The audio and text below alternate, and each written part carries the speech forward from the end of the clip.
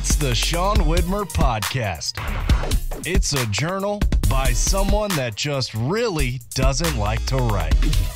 A new week for me of podcasts kicks off with this one. If it's the beginning of your week, I hope it is starting off well, and hopefully this adds a little bit of joy to the beginning of your week. But whenever you listen to it, I hope at least you get a smile out of it. Today on the podcast, we're going to talk about a dad moment that I had that was cool. I was excited about. And then we're going to talk about something that I'm into that I guess I credit my childhood, part of my childhood, but I'm going to sink into it. Might be an old person thing, but I don't think so because one of my cool friends is way into it. Shout out Darnay.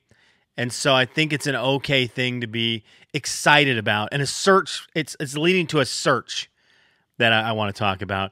And my mom is doing something unique. I want to celebrate. I did something over the weekend that made me feel really good. We'll get some comments in there.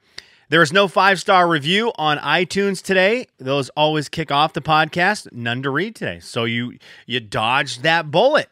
Those of you who hate when I read reviews. Sean Widmer Podcast brought to you, as always, by the Patreons of the Sean Widmer Podcast over at patreon.com/Sean Widmer Podcast. Thank you for supporting the show. Those of you who do, you keep the lights on in this audio medium. No, I mean, I guess if you're watching on YouTube, the lights matter. But for those of you who are just the real ones, the originals, we're doing this the old way, the podcast way. The lights mean nothing to you right now. The Patreon episode this weekend was a weird one. It was met with mixed reviews by you all and by me. It was a venting one. I needed to vent. I needed to get some stuff off my chest. I was frustrated. So I used the Patreon episode for that. And that's kind of part of what the Patreon's there for. You're going to get those insights that I'm not going to bring into the regular week episodes. And I just had some things that have been bothering me. I brought them out. I got some really good feedback on the episode. Roberta sent me a really nice long message about it it was a nice way. It was like supportive, but also like, hey, whiny baby, like, come on. It was needed. It was good. I got some good feedback on it. I appreciate the people who sent me messages on it. The one problem was I realized after I got 2 of the messages that episode might have came across as me looking for compliments. And I was like, oh no, I need to delete that because that's my least favorite. So anyways, that Patreon episode, thank you to the Patreon supporters. You mean the world to me. I just got the notification as I'm recording and I need to bring it up. Otherwise, it's just going to eat at my brain. I just got it on the bottom of my computer here. Jeremy, my buddy Jeremy, is playing BattleTech. Does that matter to anyone? No, but you know what? It matters to me. Jeremy, I know you listen, and I'm glad that you are playing BattleTech on Steam so that you actually can put the computer to easy mode and finally win a game of BattleTech. What a great game. BattleTech. Great tabletop strategy game. Highly recommended. Golly gee, I wish I knew how to paint miniatures. Golly gee. Okay, let's get into a dad moment before we dive into the meat of today's podcast with what I am kind of searching for, a search that I'm going to get into, and a little history lesson for you all about something we love. I would say the majority of people listening love it. First of all, dad moment. I had my daughter the other night. Man, she is, I've talked about this before, covered this before. We're at that age, 4 years old. There are a couple things happen. She doesn't want to go to bed as readily anymore. She's wound up at nighttime, ready to keep going, wants to play games, wants to read books, wants to play Mario Kart, wants to do a million things that she's not supposed to be doing at bedtime. And I lay down with her, and it used to take, 5 to 10 minutes to get her to go to sleep, and now it takes, oh my goodness, it can take 30 minutes to get her to go to sleep. And so the other night, I was tired. I was ready to get her in bed, and I was ready to go and just shut my brain down for a bit. I told my wife I need to go watch meaningless YouTube videos or something, or read, shut my brain down, and just maybe have some peace. Kids have been crazy. And of course, this is the night Olivia decides that bedtime is going to be a hassle. So I'm in there forever. I'm like, Olivia, you've got to stop talking. Olivia, you can't keep jumping around. You've got to stay in bed. We've got to close our eyes. It's time to go to sleep. And she kept on moving around, and I just had enough. I'd had enough. And she kind of got quiet for a little bit. And I was like, okay, here's the moment. And then sure enough, she reaches over towards me and she does this thing where she'll like roll on top of me and just like go, I'm going to sleep like this. And it's her feet all over my face or something, or she's draped over top of me and half her body's off the side of her bed. It's just like, oh my goodness. And I'd had enough. And she reaches over and right as I'm about to just lose it, she grabs my hand and pulls it quickly and gives it a big old slobbery kiss and says, I love you, Dad, and then turned over and went to sleep. And I thought, bullet dodged, because I was a second away from just losing it. And it's that weird moment as a parent, right, where it's easy to always say, like, you gotta have patience with your kid. And I'm pretty patient with the kids. I'm very lucky that I've got a long fuse, probably because I'm oblivious and I don't notice the things that drive me crazy with them. And so they don't, I can get worn down a little bit. Eventually I will snap, ask my wife, like my kids will wear me out. Just like I think a lot of parents, and I will get frustrated and regret it later when I'm like, why did I get so mad at Huck for that? But in this situation, I was a second away from just losing it. And I waited just long enough to get that kiss on the hand, the I love you, and then it rolls over and falls asleep. And I was like, oh, bullet dodge as a dad. And then today, something's going on. My daughter's getting older, so I'm just starting to feel all the emotions about her. Today, we were at church. I hope you were there too. I'm recording this late Sunday night. I hope you were there this morning. Walter? I'm thinking of him because I just got off a FaceTime with him. I'm sure you were there this morning. John? I'm sure you were there this morning.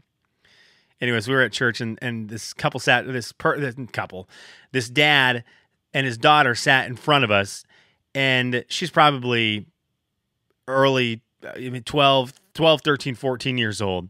And she sat down next to him, and about 15 minutes in, she just rested her head on his shoulder and nestled in with her head up against his ear and just like couldn't get close enough to Dad. And I thought, Why am I crying right now? But that's where I'm at emotionally with my kid. I just want to get to that point. I want to make sure I maintain this really great relationship with my daughter that I get for my entire life. It's one of my biggest fears in life is losing the passion that my daughter has for having a relationship with me. Because as of right now, she loves it. She loves having a relationship with me. She loves talking with me. She loves being close to me. She does love snuggling with me and all that stuff. And every day she does that, I love it. And I just I have this weird fear of like, don't push her away. Don't get her in a spot where she doesn't like this and she doesn't feel comfortable around Dad, because I want that forever. Okay, there's a weird dad stuff. I don't know. I'm an emotional wreck, right? My daughter's getting older. It feels weird. I know she's only 4. I know the craziest is yet to come. But then, of course, she's also going to be 18 at some point, and I'm going to be like, okay, time for you to get out of the house. Time for you to get the heck out of here, and let's get one step closer to freedom. All right, anyways. What do we need to talk about tonight? Well, this right here. I am accepting something into my life that I love, and I've loved it since I was a child. I'm going to give a shout out to Grandma Coral for this, my mom's mom. I love Grandma Coral to death, and she did this at her house every time my sister and I spent the night. My mom and dad did this a lot at our house. I just don't know how common it was in Venezuela, so that's maybe why we didn't do this as much. But my grandma always had popcorn when we were at her house. Always. Every time we were at Grandma's house, if we were in the States visiting and we spent the night at Grandma Coral's, she brought out popcorn. Now, she air popped her popcorn, and she had the melted butter, would dump the melted butter over top of it, the salt, and it was great. It was awesome. And I love air pop popcorn. So this journey is going to include an air popper at some time. But I'm accepting the fact that popcorn is my go-to nightly snack. That's what it's going to be. I don't need chips. I don't need candies. I don't need all this stuff. I'm just accepting at 42. Popcorn is it for me. Now, this is not original. This is not something that I'm leading the way, leading the charge. I'm way back at the back of this one, right? I'm I'm so far back from the start of the line. You'll never know that I'm on this team unless you listen to this podcast. Like my guy Darnay, I was talking to Darnay. We were talking about snacks somehow, and he was like, "I love popcorn. He said popcorn's his favorite snack." And I was like, "Okay, so the cool kids like it too." So that I felt a little justified, right? I didn't want to come across as a big L7 weenie. And Darnay is cool, so he was like, "Yeah, I'm in popcorn. I'm in on." So here's where my journey is, because now this is the event. I'm going to make sure I always have popcorn in the house. Going to make sure I've got my microwave popcorn because it's the easiest one right now. But I think eventually on this journey, it's going to lead to me getting an air popper, which I've had one before. One of the moves, I lost it. I don't have it. But get the air popper, get the bag of kernels, because I love it that way. That one really takes me back to my grandma. My mom did the air popcorn. And that just takes me back to a good spot. Watching the Wonderful World of Disney on a Sunday night at Grandma Coral's with my sister, and my grandma had this 12-foot long green velvet couch. And so Erin would sit on one side, I would sit on the other, and we could lay down on like our head on each side of the couch, and our feet wouldn't even touch because this couch was enormous. It was enormous. And Erin and I would just sit there and eat this popcorn. But one of the things Grandma had, and this is where my journey starts, was she had a big popcorn bowl. It was a big wooden popcorn bowl, and individual smaller wooden popcorn bowls that were just for popcorn. Grandma didn't bust this thing out for salads. She didn't bust out these wooden bowls, the small bowls for salads or the big bowl for the big salad. They were just the popcorn bowls. And I loved that. And we didn't really have that with my mom, I don't think, per se. I don't think Les had a bowl that was just for popcorn. We had a bowl that was for popcorn, but I feel like there was other stuff put into that big plastic bowl. So I want to start this journey from my popcorn bowl, right? The one that this daughter of mine, who I get so emotional about growing up, that she knows when she gets older, it's like, that was Dad's popcorn bowl. This was, Mom and Dad had this popcorn bowl. Dad loved air popping or microwave popping popcorn. That was his treat. We had it. We'd sit around, we'd watch a movie. We'd play Mario Odyssey, which is what my daughter's obsessed with right now, and we'd eat microwave popcorn. So I'm in on the microwave popcorn bandwagon. I did a little research because I wanted to make sure we gave something of value today instead of me just telling you about the fact that I'm doing popcorn. Okay, here's what I've learned today about microwave popcorn. Microwave popcorn created by Dr. Percy Spencer. Now, this was back in the 1940s, 1945, in the month of October 8th, 1945. Now, Dr. Percy Spencer not only created the microwave popcorn, but this also led to the microwave. So the microwave and microwave popcorn were created at the same time. Now, here's how the story goes. Dr. Percy Spencer was standing in front of a active magnetron, a high-powered vacuum tube that generates microwaves.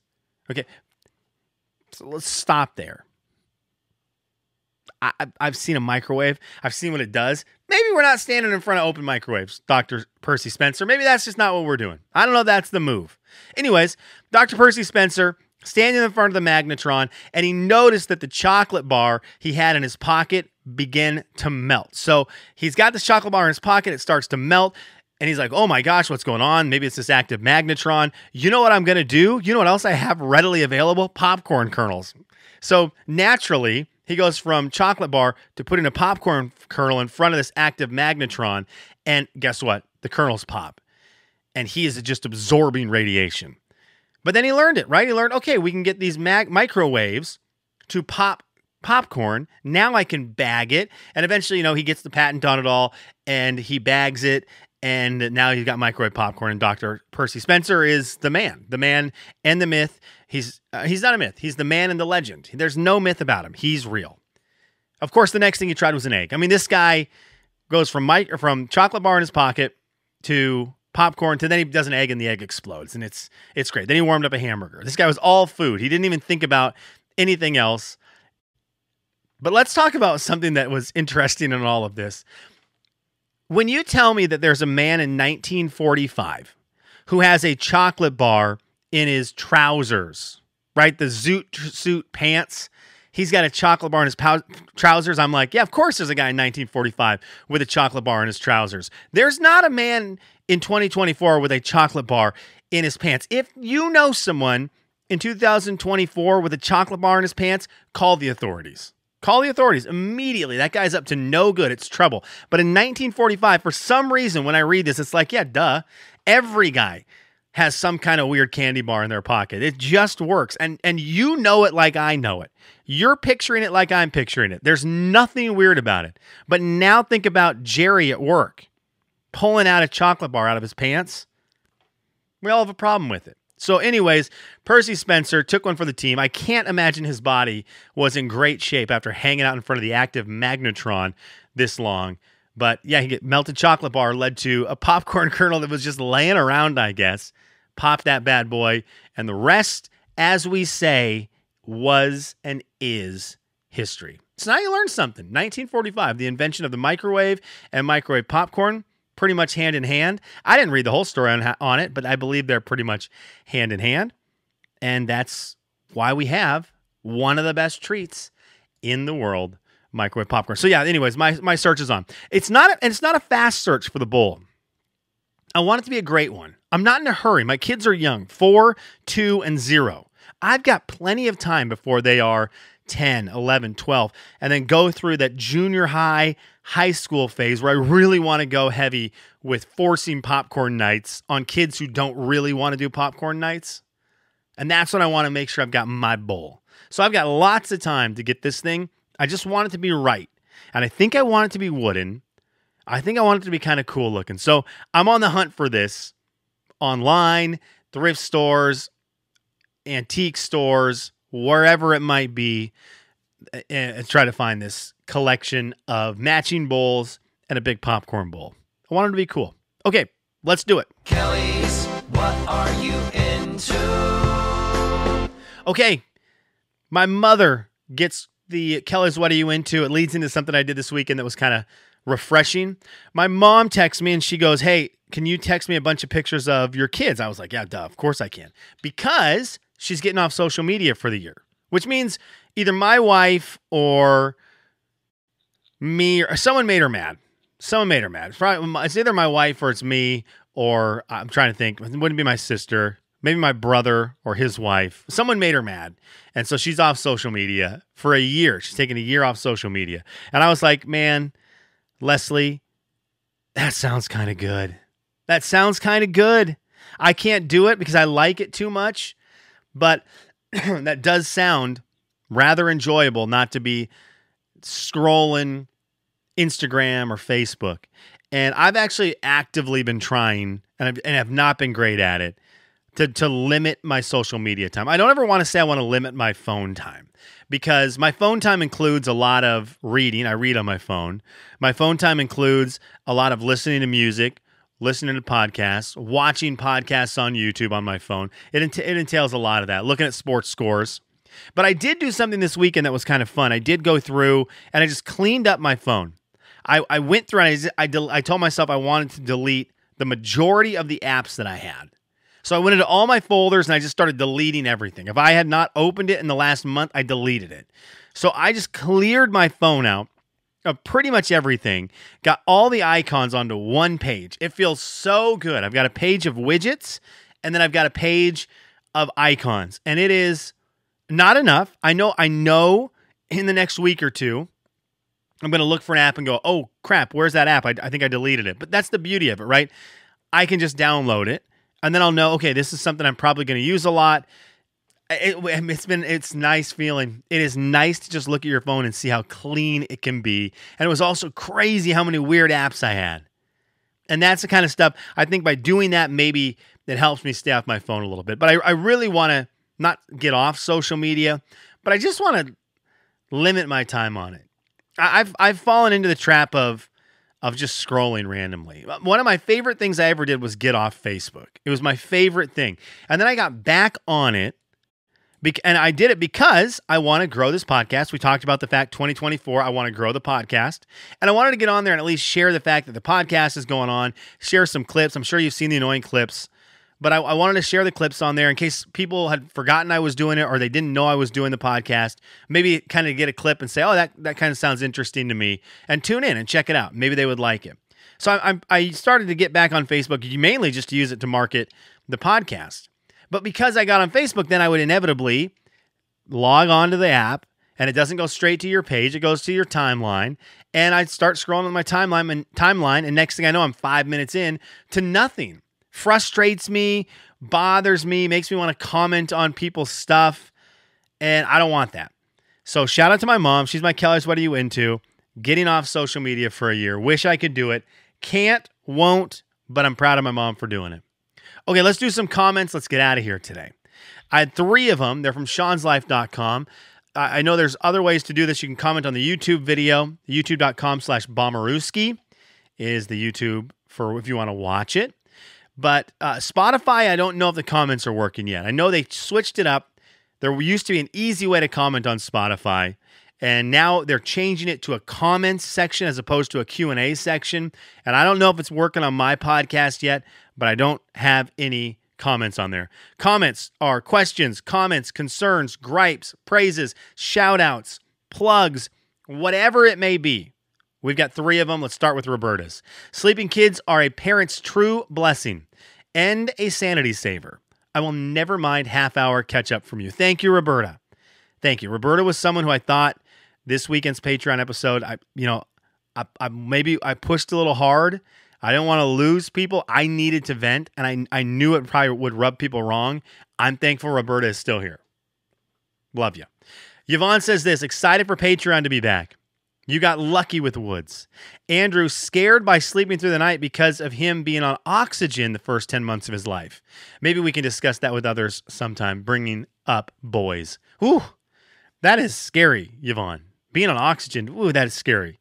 Yeah, and I agree. We're very, very fortunate with Woods. Very, very fortunate. This is not something we are taking for granted. It's not something we are just like, oh, yeah, of course. We are very thankful with how he has been sleeping. And, I'm certain at some point he'll have some kind of regression at some point in his life, and we'll go, oh, crap. But for now, we really are enjoying it. Okay, let's go through Ian's. I'm gonna work through it because he has a couple different thoughts in here. So I'll read his message, respond, read his message, respond. Ian said, I make my own Caesar's dressing, Guy Fieri's donkey sauce, my own barbecue sauce, takes 8 hours to make. I can be on here all day talking sauces alone. Okay, you make your own Caesars. That sounds really good. I don't know what Guy Fieri's donkey sauce is. 8-hour barbecue sauce, Ian? I don't know how you do that. I don't know what that is. It just is in like a crock pot forever. I don't know. I'm interested in that. I made burgers this weekend for Huck. We had a boys' weekend. Anna and Olivia were at a birthday party for one of Olivia's friends. And so Huck and I just went burger mode. I made burgers here, and we just ate beef. But I realized I don't have any cool condiments for it. I just had the standard mayo, mustard, ketchup, which was fine. But donkey sauce sounds cool. Okay, Ian went on to say, I will email you the Philly cheesesteak recipe. Thank you. He said it'll be a good starting point for you. Thank you. Ian sent me a picture of his Philly cheesesteaks before. They look legit. Ian's a great cook. Okay, he said, as long as I can code my own playlist like MySpace, I'm sold. He said, I coded my top friends to rotate every time you loaded my page. That was how Ian did MySpace. I'm not nearly that smart. I've already stopped looking at No Place, Ian. Curdy and I are friends. That's my only friend on there. And I haven't checked it in 2 days. So maybe that I need more No Places. I need to be off social media more. That's great. Ian said, I had Marco Polo, but I had no one to talk to on it. Yeah, that will ruin it. Somehow a big group of my friends got into it at the same time. So yeah, Ian, that really helped because we had a bunch of us on there. Ian went on to say, Redbox is the reason I owned Days Gone. Great. I love that. Used to do 3 a.m. to 3 p.m. and 3 p.m. to 3 a.m. Those are wild shifts, Ian. And then he said, sent you a TikTok of said Jeep. Cheers, bud. Ian sent me a video of a gigantic 20-foot inflatable duck blowing across the street from a Jeep thing. So Yeah, that one was a little too big. Thank you for listening to the podcast. I really appreciate it. Hey, shout out to my guy Miles. Miles has his podcast going. Why am I forgetting the name of it right now? Why do I want to say what the doctor ordered? It's not Miles. I'm already excited for your podcast this week. Hopefully you have one. Just what the doctor ordered. Oh, why don't Miles? Type in Miles, PFAFF, Miles Faff. Type that into your podcast thing. Listen to Miles' podcast. I think it's wonderful. It's much more concise than these long ones. All right, that's what she said.